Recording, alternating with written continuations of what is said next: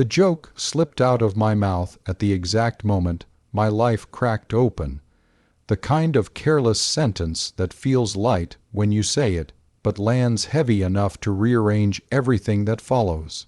It was raining outside the cafe, the sky the same dull gray as the disappointment hanging between us, and I laughed softly while saying I could pretend to be her boyfriend.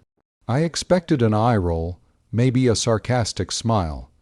Instead, she looked at me with tired seriousness and said that pretending would require practice because no one would believe it otherwise.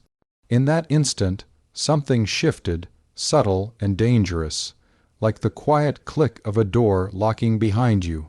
I didn't know it yet, but that joke would walk me straight into the deepest, most honest version of myself, and it would ask more from me than I had ever planned to give.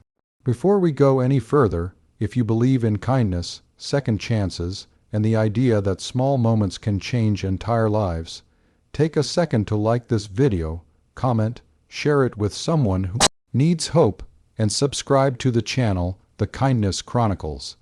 Because stories like this only matter when they're shared and felt together. I had always been the reliable extra in other people's stories, the friend who showed up on time, the coworker who stayed late, the shoulder people leaned on when things fell apart. My own life, though, felt like a waiting room where nothing ever really happened. I worked a job that paid the bills but drained the color out of my days, ate dinners alone more often than I admitted, and told myself that stability was the same thing as happiness. She entered that routine quietly, not with fireworks or dramatic music, but with the exhausted grace of someone carrying too much for too long. We met through a mutual friend, bonded over shared sarcasm and the strange comfort of being honest with a near stranger.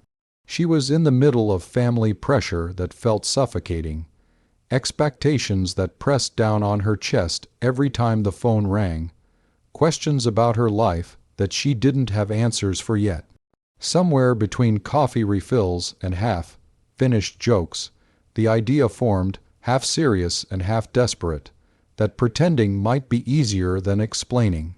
What started as a favor quickly grew complicated. At first, it was practical. Family events, social gatherings, the kind of spaces where being alone invited unwanted scrutiny. I told myself it was harmless, that I was helping someone I cared about, that there were rules and boundaries and an invisible line neither of us would cross. But pretending asks for details, and details ask for effort. We studied each other in quiet moments, learning habits, remembering preferences, building a story that felt convincing enough to survive questions. I noticed how she tucked her hair behind her ear when nervous, how her laughter changed when she forgot to be guarded. She noticed how I always stood slightly in front of her in crowds, not to show ownership, but protection.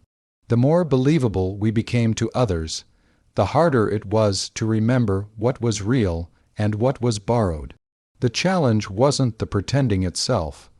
It was the way it began to feel less like acting and more like revealing parts of ourselves we usually hid.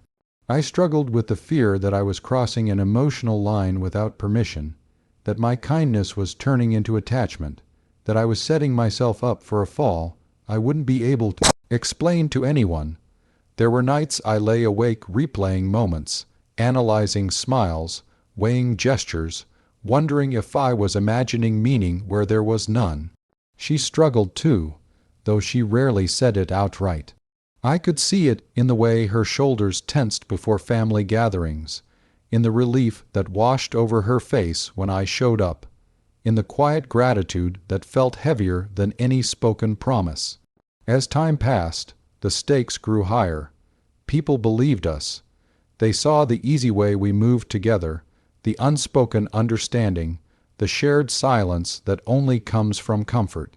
Compliments and expectations followed, comments about the future, assumptions that felt too solid for something built on a joke. I felt a growing responsibility, not just to keep the story straight, but to protect her from the disappointment that would come if the truth ever surfaced. At the same time, I was confronting my own emptiness, realizing how much of my life had been lived at arm's length, safe but untouched. Pretending to be someone important to her made me confront how badly I wanted to be important to someone for real. The turning point didn't arrive with a dramatic confession or a single defining moment. It crept in slowly, during ordinary days that felt extraordinary only in hindsight.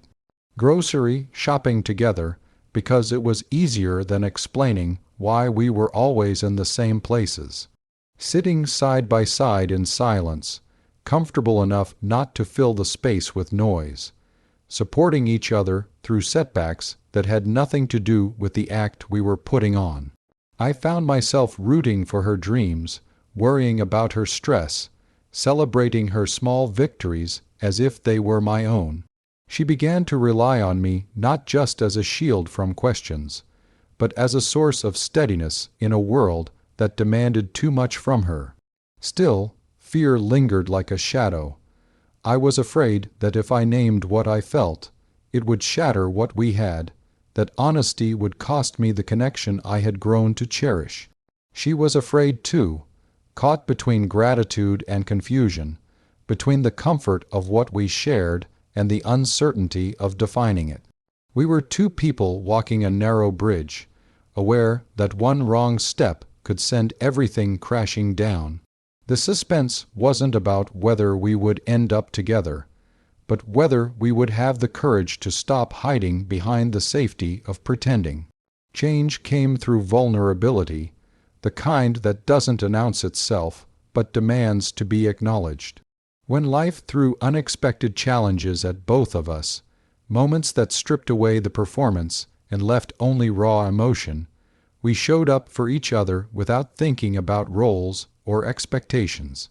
In those moments, there was no audience to convince, no story to maintain, just two people choosing to stay. I realized then that kindness isn't passive, and love isn't always loud. Sometimes it's the quiet decision to be present, to risk rejection for the chance at something real. By the time the pretending finally ended, it felt almost irrelevant to label what we had become. The journey had already changed us.